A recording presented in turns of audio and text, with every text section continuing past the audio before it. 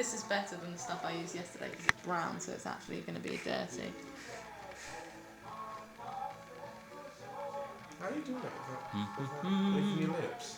You see what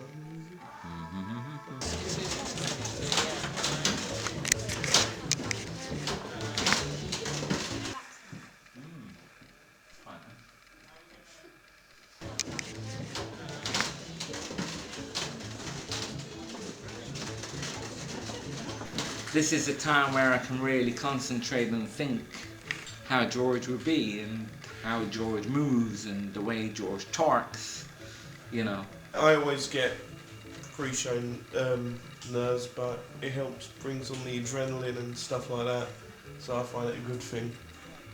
Tonight I'm excited but nervous at the same time. But it's going to be a different sort of night tonight because we've got all the press coming and we've got the mayor coming as well. Good evening, ladies and gentlemen, and welcome to our studio from Iron. The beauty of Mice and Men is it's short and it's intense and it really makes you turn the page. Mice and Men is a beautifully constructed book. It's almost, in some ways, it was quite easy to adapt to the stage because it works to a climax, then has a resolution. It's almost like a classic Greek play in its structure, you know? I like the fact that Of Mice and Men is based on a true story. When Steinbeck was working on the farms, you know, it was something that he came across as, you know, a person, a character who he met, and it was a situation that occurred that he witnessed or that he had heard about or he was involved with. When you read the book, you do have a sense of Steinbeck telling you a story. In this, our storyteller really is the character of George, and he's telling the story from after the events in the book, and he's telling it to a character who's hardly in the book at all. She's mentioned just around the time that the actual tragedy happens, when George goes into town and visits one of the two brothels there. George! Well, that sure is a nice name. Susie is a prostitute that George goes to visit after everything that's happened with Lenny. She's quite a bolshy character. She's quite outgoing. She doesn't really take any bad stuff from anyone. But she's also quite a likeable character as well. You can see that she's got a dream that she's trying to pursue. Susie helps George with telling the story. George telling her is like a sort of therapy session with Susie there. George is able to tell her things that he wouldn't necessarily go down the pub and tell the boys. But Susie as well starts playing all the male characters as George is talking to her. She then becomes lots of different men, which is really fun for me to do. Who is it? He's a boss around here. You the new fellas? We just come in. All three characters are very lonely, and that's really what the play's about, having someone to share something with. George finds Susie to share a story with because Lenny's not around anymore. It's an amazing story. George wants to have a place of his own, you know, to end the kind of hobo life. He's always trying to parent Lenny, so it stops him from trying to be free.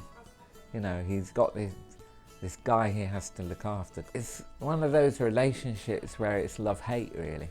I think the love is that he's got someone to be with, but I think the hate is because he has to look out for Lenny so much. He's really got to watch him, otherwise he's gonna get himself into trouble again. George, be angry. No rabbits. No rabbits. Damn you. God damn you, why you die? I think they're the opposite, because Lenny's a tall, strong person, but George is a small, weak person, but he has more control over Lenny because he's more aware of what's going on than Lenny does. Lenny sees George as a brother that he never had. I think they're really close, but George is trying not to think like that. I think he's just trying to see him as a work colleague or something like that, or a partner. Be mean. Stay. No, I'll go, that's what you want. Look. Stay. Maybe I could get you a pup. Yeah, much This is the third time we are taking this show and developing it, and it's because it works as a story, and it also works as a concept about how we're retelling that story. And, you know, working with Steinbeck's estate and them agreeing that we could do this, that they kind of saw the point of what we were trying to do. You know, can't imagine that many, you know, authors sort of sanctioning that you could come in, break into a text and retell it. I often feel like I've got the author perched on my shoulder looking over it when I'm doing an adaptation, and I feel like part of my job is to defend them, you know, in the process, because a play is very different from a book. You're dealing with the spoken word, not the written word. So the pictures that you conjure up have to be through what people say. You don't have the author's voice in the same way. The first time it was, well, wow, we can do this. The second time we wanted to try and bring in another facet of the original story and the Crooks character. And I was less satisfied with that. I was left feeling unsatisfied. And it was more out of thinking, actually, you know, I don't want to kind of silence a voice, but actually, you know, our focus as a company is around the issue of learning disabled and non-disabled people. It's you know, culture and race are issues to us, of course, but it's not the primary thing that we're concerned about. The actress who's playing Susie is non-learning disabled. And originally it was our conception to have a learning disabled actor playing Susie. It felt right. But actually opening up the cast and having that as an option has been extraordinary, I think. It's just really opened up a whole other facet to the work. She's lovely, she's funny, she's a bit naughty, a bit like me, a bit naughty sometimes, but we have fun. I don't want to let my disability get in the way of my acting, because you know, it's not about not being able to do things, it's about being able to do things and being respectful of where you are and who you are and what you're doing. So it's not about disability. There's been a lot of discussion about the tendency, particularly in Hollywood movies, to perform various levels of disablement and impairment, and it's almost guaranteed to win you an Oscar, because in some way it's more acting, you know. When you actually watch a learning disabled person perform, there's still acting involved, you know. Rob isn't Lenny. I actually think it's the same as working with any other actor, because I don't class myself as a disabled actor, I class myself as an actor. Because if I was a builder or something like that, I wouldn't class myself as a disabled builder. So it's just exactly the same as that. You get a kind of authenticity of experience brought to it, which is, I think, incredibly moving. It's incredibly touching. One of the big problems that we faced, I think, originally was trying to share the stage where a non-disabled actor would feel that they could perform and not be a guide to the actions of a learning disabled person on stage. How could they have an equality about their performance, but how do we balance those performances? You face that with any actor, to be able to balance the performance. It's great to work with an actor who's able to kind of work with Jez and Rob and draw out the best in her, but draw out the best in the other actors, and that's what you would want from any actor on stage. What in the hell are you laughing at? Oh, come on, you big bastard, get up on your feet! Now no son of a bitch is gonna laugh at me. George, make him let me alone! I'll show you who's yellow. It's very relevant today because nothing has changed. Human beings will still always judge each other.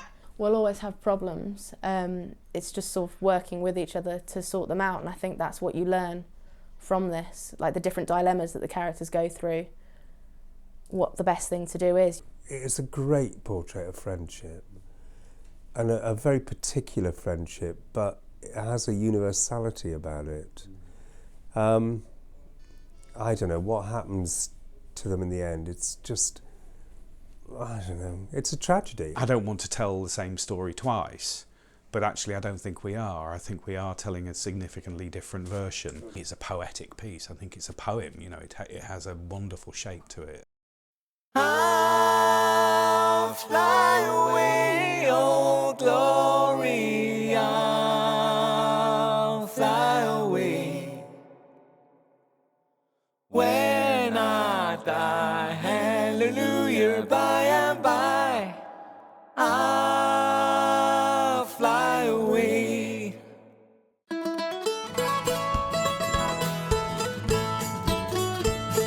Some bright morning when this life is over, I'll fly away to that home on God's celestial shore. I'll fly away. I'll fly away, oh glory, I'll fly away. When I die, hallelujah, by and by, I'll fly away. When the shadows of this life have gone, I'll fly away. Like a bird from these prison walls, I'll fly